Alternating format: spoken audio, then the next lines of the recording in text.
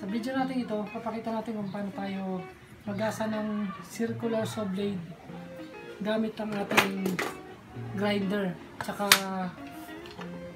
diamond grinding dish.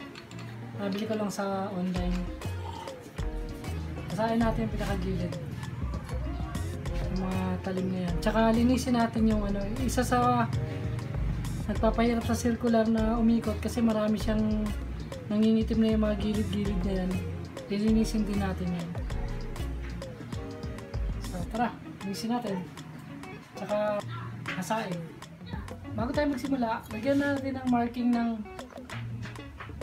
ng pencil to para alam natin kung saan tayo nag-start.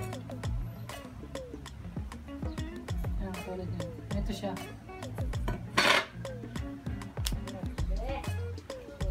So, yung hasain natin, itong loob na to.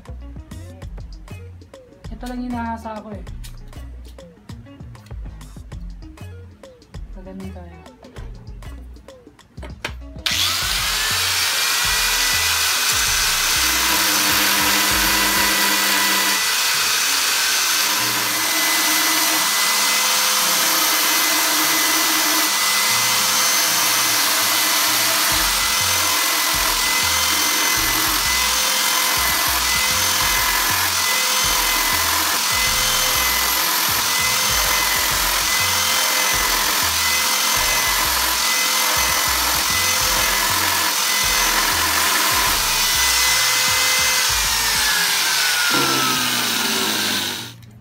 Itong set na to, yan, nakabilaan ko na siya, yan o.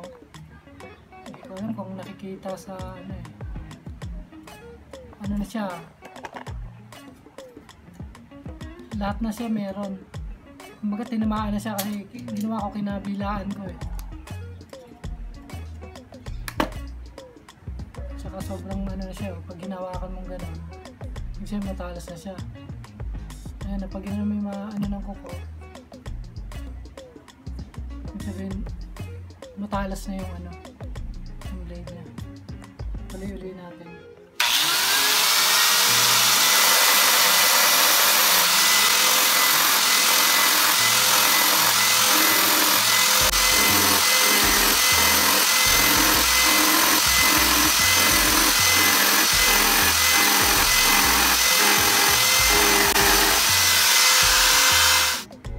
Hasana natin yung loob. Ngayon gagawin natin, lilinisin naman natin itong mga nandito. Ito kasi pag marumi, yan, ganyan mga nangingitim na yan, medyo mahihirapan yung circular natin. Kumbaga medyo mahirap para itabas. Medyo napupurol na siya, tapos sumasabit pa itong mga nangingitim na yan. Pero madali lang naman linisin yan. Anin lang natin ang cutter. So ito pa rin yung marking natin. Hindi kailangan mag-mark.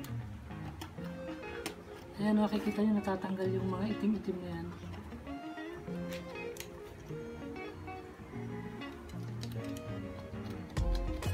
Ayan, nagtatalsikan na yan.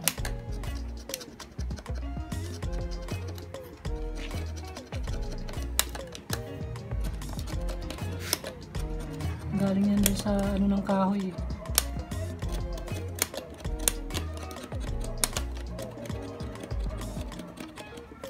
Ayan o, yung dumi niya.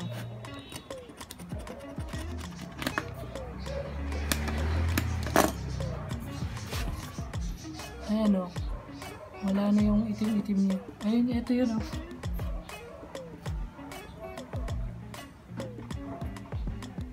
Tanggalin natin lahat. Pwede rin.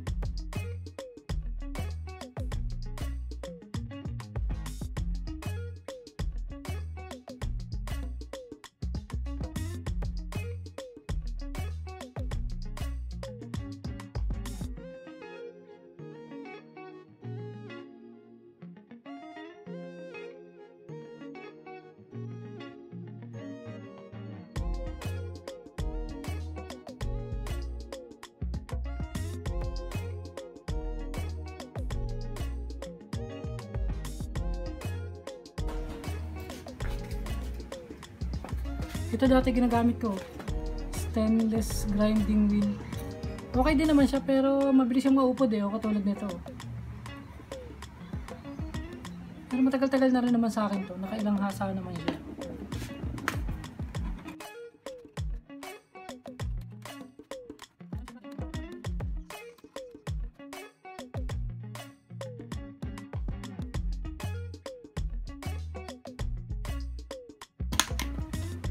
Ito, tinanggal ko na yung ito yung nakuha kong dumi Galing lang yan sa gilid na yan. Para sa akin okay na to. Hindi ko na kailangan linisin pa ng gusto. Kasi talagang itim na yan. Pero wala na siyang dumi. Tapos sasana rin lahat yung niya, yung tip niya. Ako kasi yung hinahasa ko,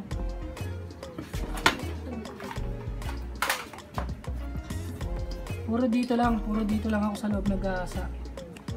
Tinatapat ko lang ng ganyan. Ayan. I-flat mo lang tong grinding disc na yan dito sa tip sa loob. Ayan. Didiin mo lang. Bilang ka lang ng mabilis na 5. 1, 2, 3, 4, 5. Okay, 1, 2, 3, 4, 5, 6, 7, 8, 9, 10. Pero 5 okay na. 1, 2, 3, 4, 5. Alis ulit. 1, 2, 3, 4, 5. Sa kabila, 1, 2, 3, 4, 5. Kasi nakaganyan yan. Makikita mo naman yan na hindi siya tatabingi Kaya hawakan mo siya ng ganyan. Huwag mong gaganunin yung blade mo. Kumbaga, nasa paghawak mo pa rin ng yan. So, hindi mo nung kailangang i-diin ng ganun yan dikitin mo lang ng konti tapos kayos mong ganun kasi matalas to okay na siya gaganon. Tsaka yun lang talaga yung nasa ako, hindi ako gumagalaw dito sa ibabaw na to para sa akin yun lang naman talaga yung kailangan kong asain baka pag dito ako sa naghasa baka magka problema ewan ko sa iba kung paano sila maghasa pero ako ganito lang talaga. Ginaganyan ko lang yan, gaganin mo lang. Tagal ko na rin naman ginagawa Tsaka ito, sobrang tibay kasi Bosch Expert Wood. Isang taon na siya sa akin, sa lahat ng blade ko. Ito yung tumagal Yung kabit natin yung blade niya.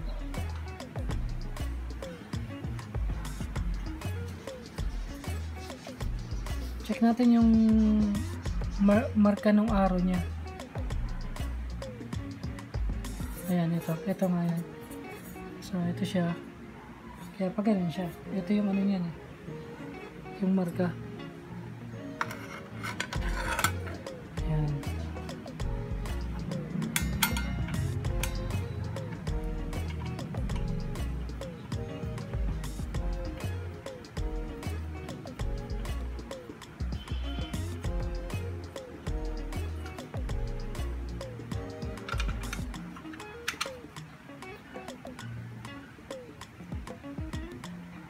Ang gamit kong tools pang ang gamit ko sa bisikleta. Hindi ko makita yung akin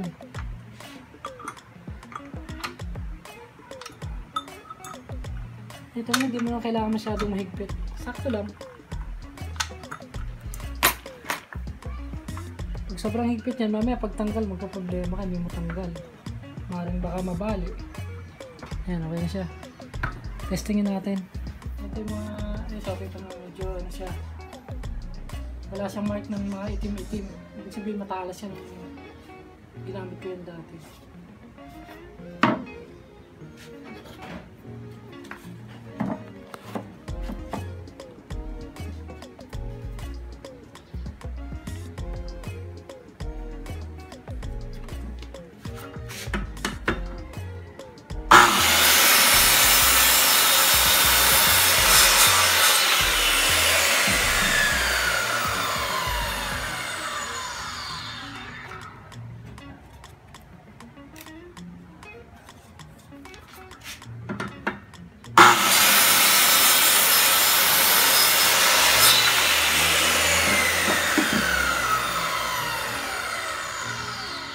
Niya.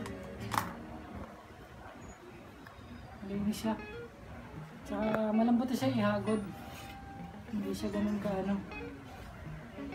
Minsan kasi pag sobrang mapuro na siya, para na siya lumalaban. Ang talas niya. Try naman natin magtabas dito sa two-sided na melamine. Kasi ito medyo may mga mark na siya ng itim-itim. Ibig sabihin medyo hirap na yung blade nun, kaya may nagkakaroon siya ng mark. Itong isa wala eh.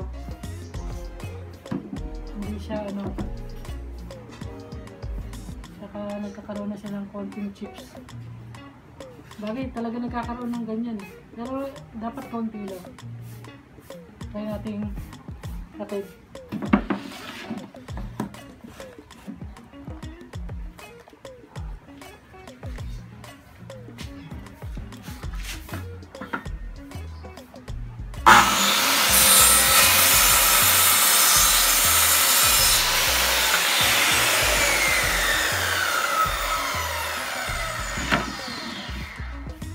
Ayun. Wala siyang itim-itim. Hindi katulad nito.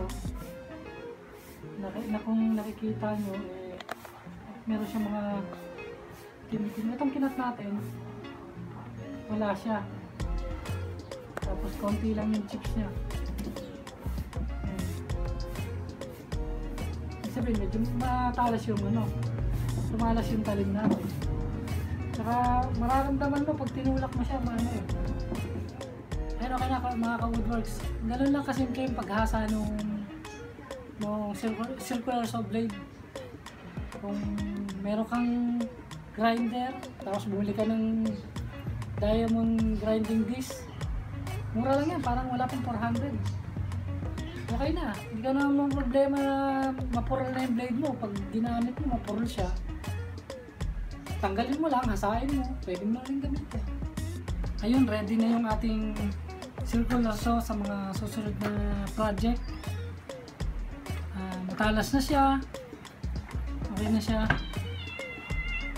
Mga ilang plywood na naman pwede niyang katin.